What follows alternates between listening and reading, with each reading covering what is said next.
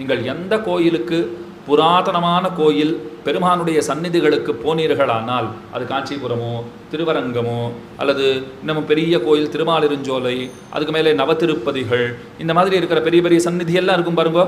அந்த மதிலெல்லாம் நன்னா பாருங்கோங்கிறார் பட்டர். எதுக்கு சுவாமி மதுளை நன்னா பார்க்கணும்? இல்லை கிட்ட போய் பாரு, அந்த மதுளை தொட்டு பாருங்கிறார். நான் போய் தொட்டு பார்த்துட்டு வந்தேன். எப்படி இருக்குன்னு கேட்டார். திண்மை வாய்த்ததுன்னு, அப்போ திண்ணுன்னு இருக்கு, நல்லா உறுதியாக இருக்குது அப்படிங்கிற. திரும்பவும் தொட்டு பாருங்க. திரும்பவும் மதுளில் கை வச்சு பார்த்தேன். ஆச்சரியமாக இருக்கா உனக்கு, பிரமிப்பாக இருக்கா அப்படின்னார்.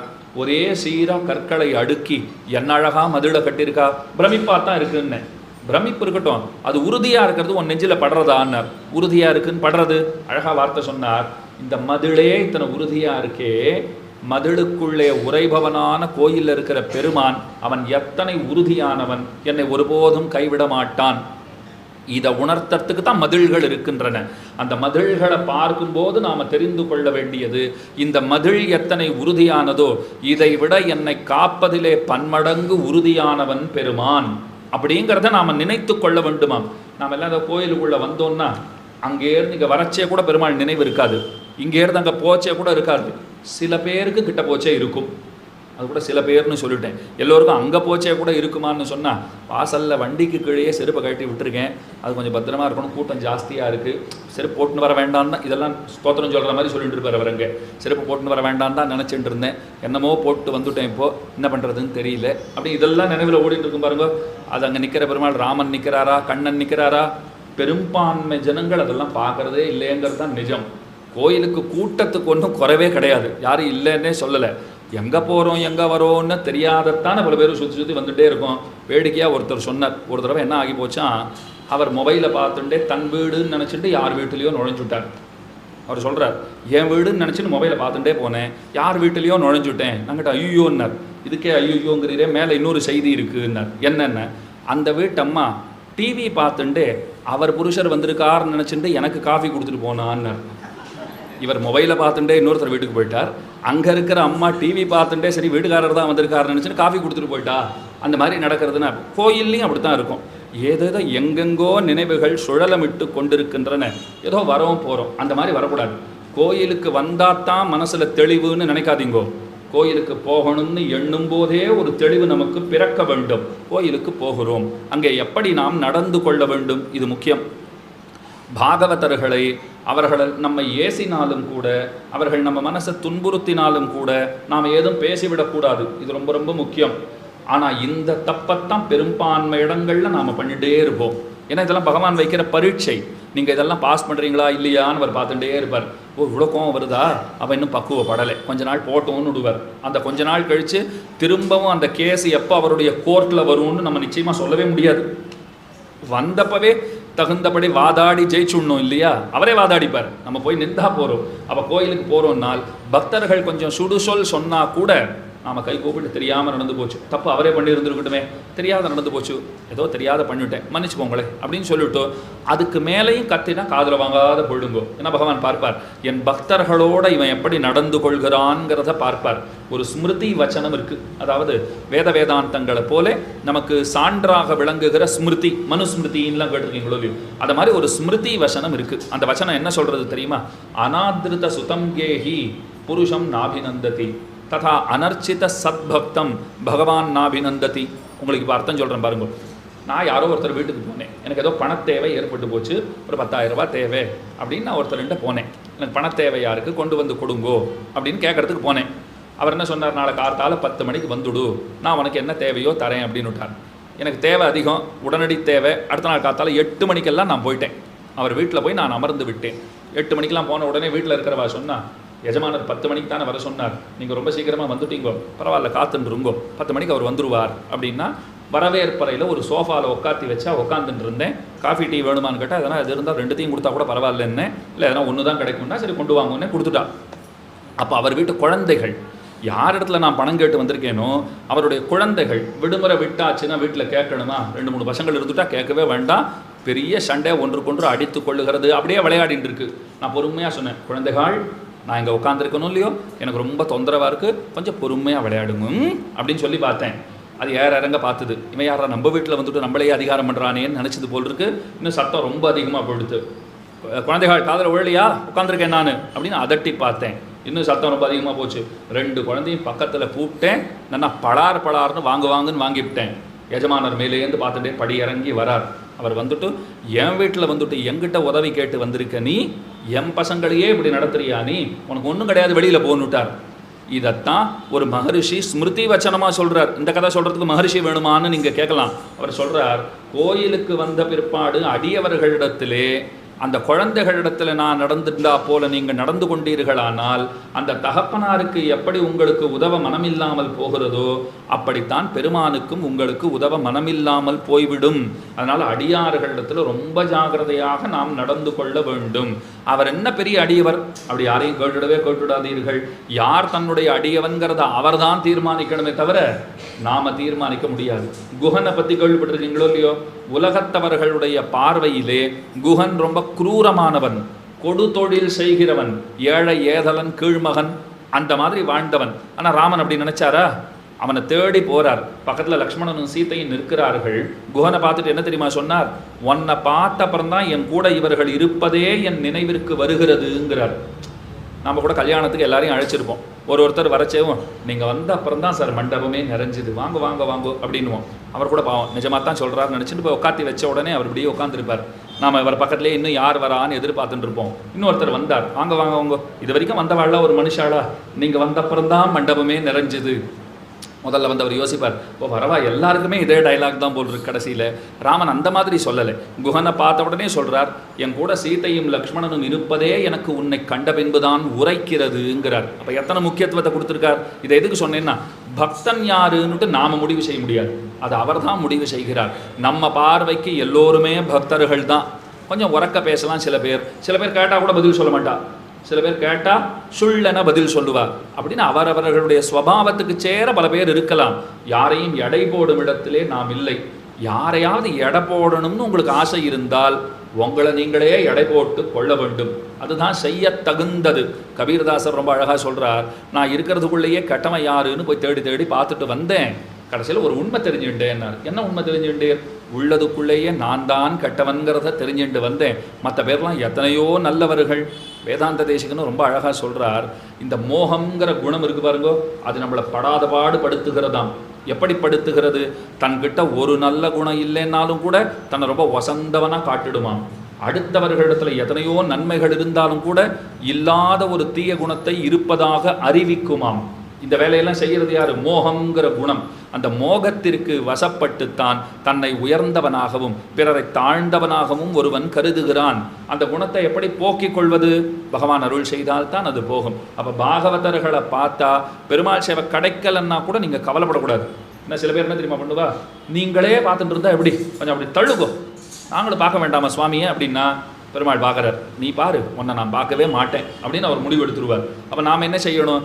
நாம் சேவிக்கலைன்னா என்ன, இத்தனை சேவிக்கிற அன்பர்களை சேவிக்கிறோம் இல்லையோ. உங்களை சேவிச்சா அவரை சேவிச்சா போலேன்னு நான் சொல்ல மாட்டேன். அவரை சேவிச்சதை காட்டிலும் பன்மடங்கு சிறப்பு வாய்ந்தது உங்களை சேவிப்பது. ஏன்னா அடியவர்களுடைய தரிசனம்ங்கிறது தான் ரொம்ப துர்லபம், கிடைத்தற்கு அரியது. அப்படின்னு எதை சொல்ல வேண்டும்னு சொன்னால் அடியவர்களுடைய தரிசனத்தை தான் சொல்லணும்.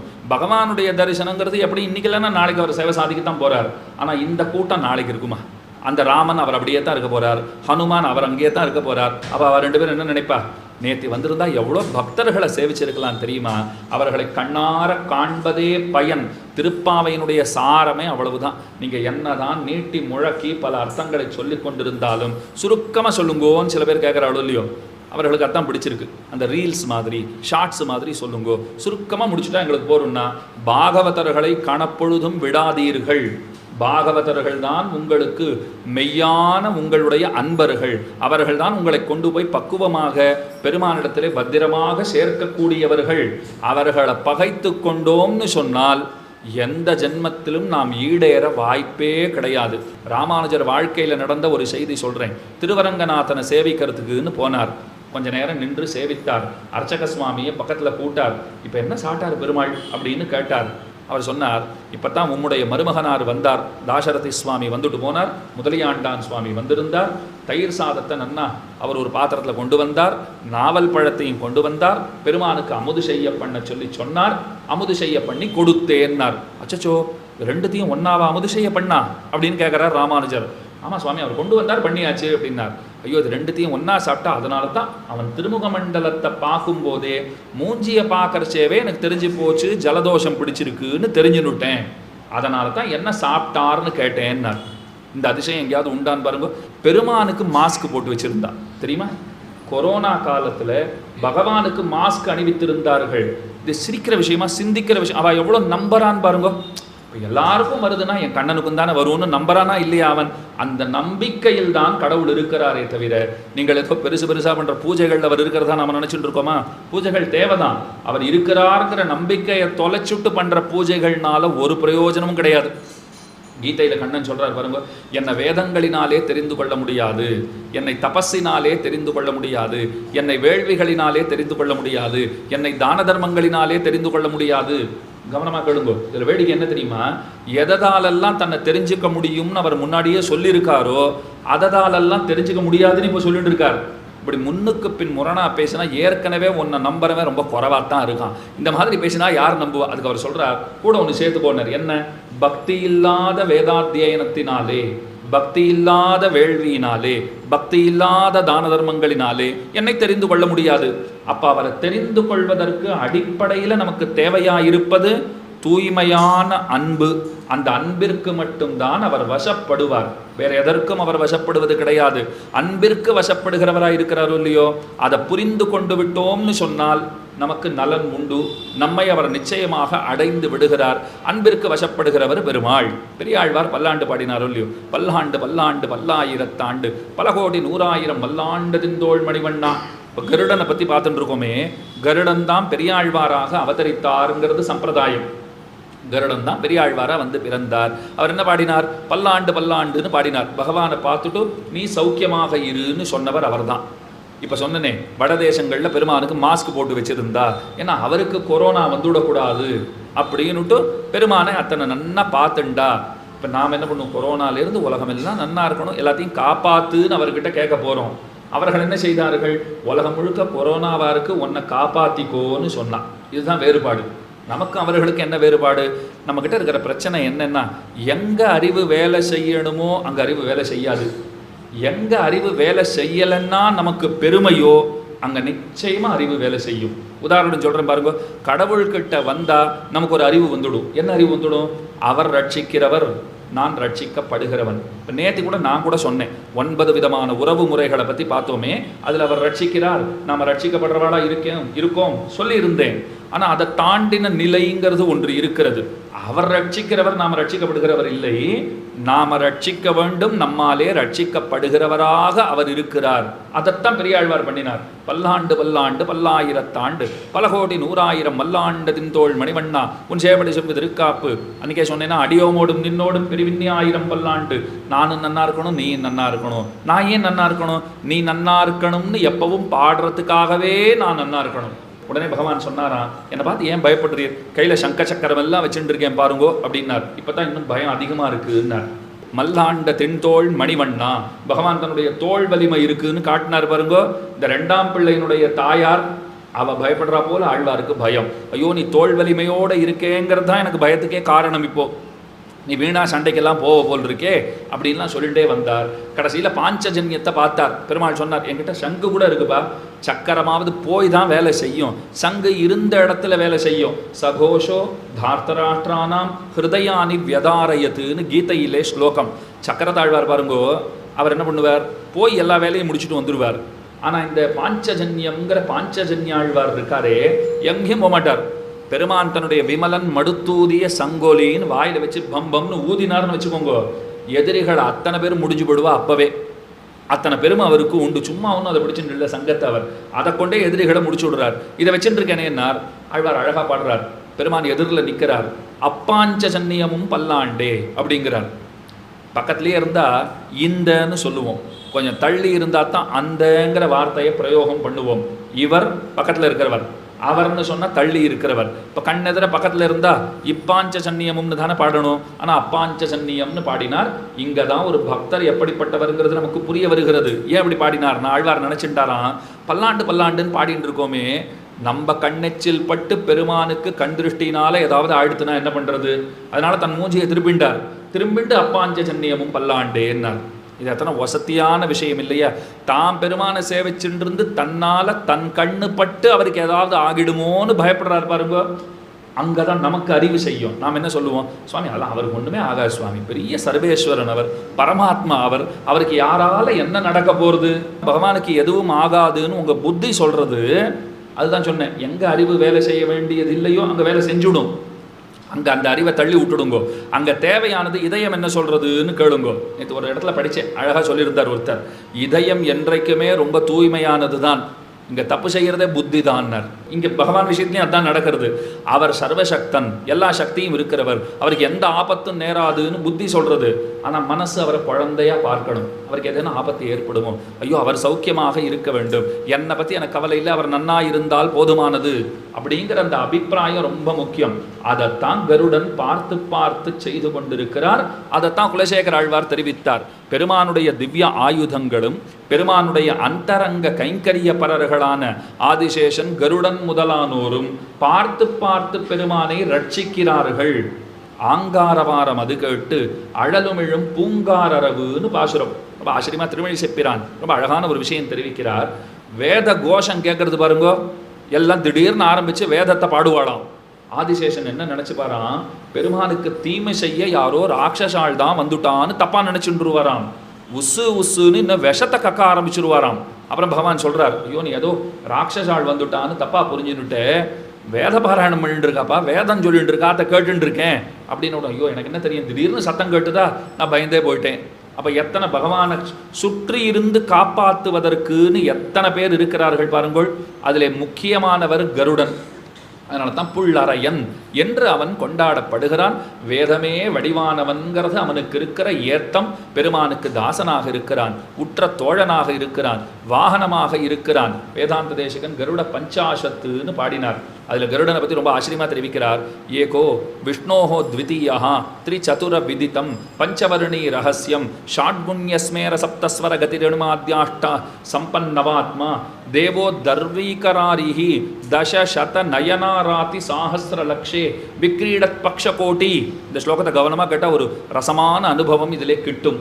என்னன்னா இந்த ஸ்லோகத்தில் பாருங்க, ஒன்றுன்னு ஆரம்பிச்சு கோட்டி வரைக்கும் சொல்றார். எண்ணிக்கையிலே ஒரே ஸ்லோகத்தில் ஒன்றுன்னு ஆரம்பிக்கிறார், முடிக்கிறச்சே கோட்டின்னு முடிக்கிறார். ஏகம் ஒன்று அப்படின்னா என்ன அர்த்தம்? அத்விதீயர்னு அர்த்தம். அவரை போல இன்னொருத்தர் கிடையாது, ஒப்பற்றவர். கருடனை போல இன்னொருத்தர் சொல்ல முடியாது சுவாமி, ஒப்பற்றவர். அடுத்தது சொன்னார் விஷ்ணோஹோ த்விதீயா, விஷ்ணுவுக்கு அடுத்ததாக, இவருக்கு அடுத்தது இவர்தான் ரெண்டாவதா ஒருத்தரை காட்ட முடியும்னு சொன்னால் அப்பெருமைக்கு உரியவர் கருடன் மட்டுமேனுட்டார். அதுக்கு மேல சொன்னார் த்ரிசதுர விதித்தம் பஞ்சவர்ணி ரகசியம். கருட மந்திரம்னு ஒன்று இருக்கு. அந்த கருட மந்திரத்துல 5 அக்ஷரங்கள் உண்டு. அந்த 5 அக்ஷரங்கள் இருக்கிற கருட மந்திரம் எத்தனை பேருக்கு தெரியும்னா 3-4 பேருக்கு தான் தெரியும்னார். அவ்வளோ அழகாக அந்த எண்ணிக்கைகளை அமைக்கிறார் பாருங்க. அவர் ஒப்பற்றவர் ஒருத்தர், விஷ்ணுவுக்கு அடுத்தவர், 3-4 பேருக்கு மட்டுமே தெரிஞ்சிருக்கிற 5 அக்ஷரங்களை கொண்ட மந்திரத்துக்கு சொந்தக்காரர், 6 குணங்களோட கூடியவர். அது என்ன 6 குணங்கள்னா ஷாட்குண்ய பரிபூர்ணன்னு பகவானுக்கு திருநாமம். பகவானுக்கு எத்தனை குணங்கள், பண்புகள் எத்தனைன்னு நம்மளால் சொல்ல முடியுமா? எண்ணிறந்த பண்புகள், கணக்கற்ற பண்புகள் அவருக்கு உண்டு. எண்ணில்லாத பண்புகளோடு இருக்கிறார். ஆனால் அந்த பண்புகளுக்கெல்லாம் தோற்றுவாய் ஊற்றுவாய்ன்னு ஒன்று இருக்கணும் இல்லையோ? காவேரி இத்தனை பெருசாக பெருகுகிறதுன்னு சொன்னால் அது ஏதோ குடகு மலையிலேருந்து புறப்பட்டு வருதா? ஒரு சின்ன தாரையாட்டம் தான் வரும், ஒரு அருவி போலத்தான் முதல்ல ஆரம்பிக்கிறது. ஆனால் அதுக்கப்புறம் தான் அத்தனை பெரிய நதியாக பிரவகிக்கிறது. அதே போல பெருமானுடைய இத்தனை குணங்கள் நதி போலே பிரவகிக்கிற எண்ணிறந்த குணங்கள். ஆனால் தோற்றுவாய்ங்கிறது ஒன்று இருக்கணும் இல்லையோ? அதுக்கு 6 குணங்கள் இருக்கு. இப்போ இன்னொரு உண்மையை உங்களுக்கு சொல்கிறேன். பகவான் பகவான் அடிக்கடி சொல்கிறோமே, அப்படின்னா என்ன அர்த்தம்னு தெரிஞ்சுக்கணும். பகன்னு சொன்னால் 6 குணங்கள், ஞான பல ஐஸ்வர்ய வீரிய சக்தி தேஜஸுங்கிற 6 குணங்கள். இந்த 6 குணங்களுக்குத்தான் பக என்று பெயர். பகவான் இந்த 6 குணங்களோட கூடியவன் எவனோ அவனுக்கு பகவான். இப்போ கருடன் எப்படி இருக்காருன்னா அவர் தான் பகவானேன்னு சொல்லியோ 6 குணங்களோட கூடியவராக இருக்கார். சப்தஸ்வர சரிகம பதனி. இதுவே நாதோபாசிகா சார்பாக தான் நடக்கிறது. சிறந்த சங்கீத வித்வான். அவர் எதிர நாம் என்னத்த சங்கீதத்தை பற்றி பேசுறது? ஆனால் 7 ஸ்வரங்கள் சொல்கிறா. ஷட்ஜம், ரிஷபம், காந்தாரம், மத்தியமம், பஞ்சமம், தெய்வத்தம், நிஷாதம்னு சொல்கிறாள் இல்லையோ. இந்த 7 ஸ்வரங்களாகவும் இருக்கிறவர் கருடன் தான். அதுக்கு மேலே அஷ்ட சித்தி. ஹனுமான் சாலிசா யாருக்காவது தெரியுமா? வடதேசத்துக்கெல்லாம் போனால் அத்தனை பிரசித்தம். நித்தியமும் ஹனுமான் சாலிசா சொல்லாத இருக்கவே மாட்டா. இங்கேயும் சொல்லலாம், ஹனுமான் இருக்கார் இல்லையோ. அஷ்டசித்தி நவநிதிக்கே தாத்தான் அதிலே அவர் கொண்டாடப்படுகிறார். அனிமா மகிமா கரிமான்லாம் சொல்லப்படக்கூடிய 8 வகை சித்தின்னு இருக்கு. அந்த சித்திகளை நமக்கு அருளுமவராக கருடன் இருக்கிறார். 1ன்னு ஆரம்பிச்சு இப்போ 8ங்கிற வரைக்கும் வந்தாச்சு. அடுத்தது சொல்றார் நவாத்மான்னர். நவம்னா புதுசுன்னு ஒரு அர்த்தம், 9ன்னு ஒரு அர்த்தம். நவாத்மான்னு சொன்னா எப்போ பார்த்தாலும் புதுசாக தெரிவார், அப்பொழுதைக்கப்பொழுது ஆறாவமுதமாக இருக்கிறவர்னு அர்த்தம். இப்போ நவம்னு 9ங்கிற எண்ணிக்கை, அந்த எண்ணிக்கைக்கு உண்டான சொல்லிட்டார். ஆனால் அந்த சொல்லுக்கு இன்னொரு அர்த்தத்தை இங்கே பிரயோகிச்சிருக்கார். இது கொஞ்சம் கவனமாக கேட்டால் தான் புரியும். நவம்னா 9ன்னு ஒரு அர்த்தம், நவம்னா புதியதுன்னு ஒரு அர்த்தம். இப்போ நவம்னு சொன்னதால 9ங்கிற எண்ணிக்கையை நமக்கு நினைவூட்டிட்டார். ஆனால் பொருள் என்ன கொள்ளுகிறார்? புதுசாக தெரியறவர்னு விட்டார். தச சத நயனாராதி சாஹஸ்ர லக்ஷே. 10, 100, லட்சத்துக்கு போயிட்டார். இப்போ தச சத, சதம்னா 100, நயனாராதி சாஹஸ்ர 1000, லக்ஷே லக்ஷம். 10, 100, 1000, லட்சம். அது என்னன்னா 10, 100, 1000, 1000 கண்கள் படைத்தவன். யாருக்கு பேர் தெரியுமா? 1000 கண்களோடு இருக்கிறவர்னு தேவர்களில் யாருக்கு பேர்? இந்திரனுக்கு பேர். அந்த இந்திரன் 1000 கண்களோட கூடியவனாக இருக்கிறான், தேவர்களுக்கு தலைவனாக இருக்கிறான். தசசத நயனாராதி சாஹஸ்ர லக்ஷே. லக்ஷம் அவன் விஷயத்தில்னு ஒரு அர்த்தம் கொடுக்கும். லட்சம்ங்கிற எண்ணிக்கையையும் காட்டும். அவன் விஷயத்தில், அந்த இந்திரன் விஷயத்தில், தேவர்கள் விஷயத்தில் எந்தெந்த தீயவர்கள், அசுரர்கள், அரக்கர்களாக இருக்கிறவர்கள் தீமைகளை செய்கிறார்களோ, விக்ரீடத் பக்ஷ கோட்டி. பக்ஷ கோட்டின்னு சொன்னால் சிறகுகளாகிற சிறகுகளின் முனைகள்னு ஒரு அர்த்தம் உண்டு. இப்போ தெருக்கோடியிலன்னு சொல்கிறோமா இல்லையா? நம்ம தமிழ்லேயே சொல்கிறோமே. எது கஷ்டப்பட்டு இப்போ சம்ஸ்கிருதத்தை விளக்குவானே. தமிழ்லேயே என்ன சொல்கிறோம்? அந்த தெருக்கோடியில் இருக்கிறவர் அப்படின்னு சொன்னால் தெருவில் கோடி ரூபா இருக்கா, கோடி எண்ணிக்கையில் ஏதாவது இருக்கான்னு நம்ம கேள்வி கேட்போமா? கேட்க மாட்டோம். அந்த தெரு முட்டில் இருக்காருன்னு அர்த்தம் கிடைக்கிறது இல்லையோ. அப்போ பக்ஷ கோட்டி. அப்போ கோட்டின்னு சொன்னதுனால கோட்டிங்கிற எண்ணிக்கையும் நமக்கு சொல்லப்படுகிறது, ஆனால் பொருளாலே வேறுபடுகிறது. இந்த ஸ்லோகத்தால் அவர் என்ன தெரியுமா சொல்ல வர்றார் வேதாந்த தேசிகன்? நீங்கள் கருடனை தொழுதாலும் பரமனை தொழுதாலும் இந்த ரெண்டுமே ஒன்றுதான்ங்கிறார். இவரை சேவிச்சா அவரை சேவிக்கணுங்கிறது இல்லை, அவரை சேவிச்சா இவரை சேவிக்கணுங்கிறது இல்லை. இன்னொன்று, நீங்கள் எந்த கோயிலுக்கு வேணால் போங்கோ, புராதன கோயில்கள் போனால் கருடன் சந்நிதி எங்கே இருக்கும்? பெருமாள் சந்நிதிக்கு நேராக இருக்கும். திருவரங்கத்துக்கு போங்க, பெரிய கருடனாக இருப்பார். ஊர் பெரிய கோயில், பெருமாள் பெரிய பெருமாள். ஊருக்கே பெரிய திருவரங்கம் பெரிய கோயில்னு பேரா? பெருமாள் பெரிய பெருமாள், தாயார் பெரிய பிராட்டியார், கருடன் பெரிய கருடன், மடைப்பள்ளி சமையற்கட்டு பெரிய திருமடைப்பள்ளி. பெரிய அவசரம், பெருமானுக்கு அமுது செய்ய பண்ணுறாளே அதுக்கு பெரிய அவசரம்னு பேர். பெருமாளுக்கு சாப்பாடு போடுற நிகழ்வுக்கு பெரிய அவசரம். அவசரம்னா நீங்கள் தமிழில் அவசரத்துக்கு என்ன அர்த்தம் வச்சுருப்போமோ அதை வச்சுக்கூடாது. தமிழ் அவசரம்னா ரொம்ப அவசரம் சுவாமி அப்படிங்கிற அழுலையும். இந்த மாதிரி நிறைய தப்பு நம்ம வார்த்தைகளை தமிழில் பிரயோகம் பண்ணுவோம். காலத்துக்கு கல்யாணம் ஆகணும்னு கேள்விப்பட்டிருக்கீங்களா? ஒரு வார்த்தை சொல்லுவாள் இல்லையோ, காலத்துக்கு கல்யாணம் ஆக வேண்டாமான்னுவா. அதுவே தப்பான பிரயோகம். என்ன? அப்போ காலத்துக்கு ஒரு கல்யாணம் ஆகணும், அக்காலத்துக்கு ஒரு கல்யாணம் ஆகணும்னு 2 பொருள் கிடைக்கிறது. காலத்துக்கு கல்யாணம் ஆகணும்னு சொல்கிறது தான் சரி. இன்னொன்று, இப்போ உபன்யாசம் முடிச்சுட்டு போச்சே, உபன்யாசம் எப்படி இருந்தது அப்படின்னு நான் உங்களை வந்து கேட்டால் நீங்கள் என்ன சொல்லுவீங்க? எனக்காகவாவது ஒரு வார்த்தை சொல்லுவீங்களோ இல்லையோ? என்ன சொல்லுவீங்கோ? ரொம்ப பிரமாதமாக இருந்தது சொல்லுவீங்களா மாட்டீங்களா? பிரமாதம்னா என்ன அர்த்தம் தெரியுமா? கலக்கம் குழப்பம்னு அர்த்தம். இன்றைக்கி ரசம் வச்சுருந்தேனே எப்படி இருந்ததுன்னு மனைவி கேட்டால் ரொம்ப பிரமாதமாக இருந்தது அப்படின்னா என்ன அர்த்தம்? இன்னும் கலக்கின்னு இருக்குன்னு அர்த்தம். அப்போ பிரமாதம்ங்கிறது சொல்கிறது கலக்கம் குழப்பங்கிறது பொருள். ஆனால் இதெல்லாம் எப்படித்தான் ஒரு பிரயோகத்துக்கு வந்ததுன்னே தெரியல. நம்ம ரொம்ப பிரமாதமாக இருக்கும், அங்கே போய் அந்த உணவகத்தில் போய் சாப்பிட்டு வாயேன் ரொம்ப பிரமாதமாக இருக்கும் அப்படின்னா, போயிட்டு வந்தவர் சொன்னார் சொல்லி அனுப்பிச்சே போயிட்டு வந்தேன் ஒரே கலக்கிறதுன்னு. அதைத்தான் சொன்னேங்கிறது. கருடன் அங்கே இருக்கிறார்னு எப்போவாவது கேட்டதுண்டா? அதெல்லாம் சுவாமி விட்டுருங்க சுவாமி, நாங்கள் தான் பெருமாளையே ஏன் எங்கே இருக்காருன்னு ஒரு நாளும் கேட்கல. கருடன் அவர் இஷ்டம், அவர் இருந்துட்டு போகிறார், எங்களை அவரை தொந்தரவு பண்ணல, நாங்கள் எதுக்கு இப்போ அவரை தொந்தரவு பண்ணுறது அப்படின்னு தான் நம்ம பதில் சொல்லுவோம். பராசர பட்டர் ரொம்ப ஆச்சரியமான அர்த்தத்தை நமக்கு காட்டுகிறார். எதற்காக பகவான் திருமுன்பே கருடன் இருக்கிறான், இதை நன்னா தெரிஞ்சுக்கணும். ரொம்ப ரசமான அர்த்தத்தை சொல்கிறார்.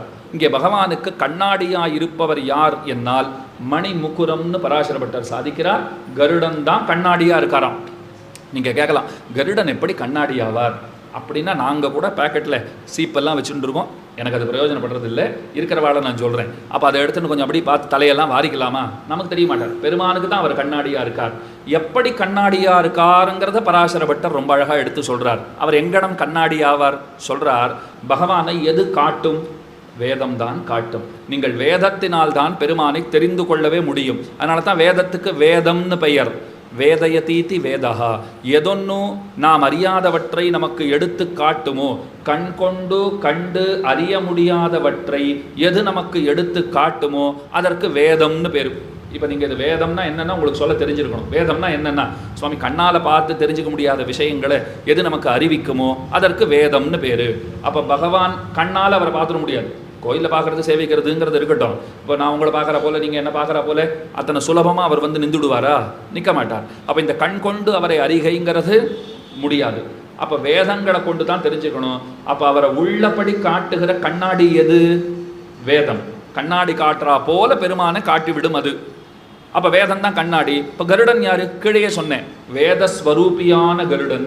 வேதத்தினுடைய பல பாகங்கள் கருடனுடைய அவயவங்களாக விளங்குகின்றன அப்படிங்கிறத பார்த்தோமா? அப்போ வேதஸ்வரூபி அவர் தான். வேதமே வடிவெடுத்தவராக இருக்கிறார். வேதம் கண்ணாடியாக இருந்து பகவானை காட்டுறது. அந்த வேதம் தான் கருடனாக இருக்கு. அப்போ கண்ணாடி தான் வேதம், வேதம் தான் கருடன். கருடனாகிற வேதமாகிற அந்த கண்ணாடியிலே தன் முகத்தை பெருமான் பார்த்து கொண்டிருக்கிறான். அவனை காட்டவல்ல கண்ணாடியாயிருப்பவர் கருடன் என்பது பொருள்.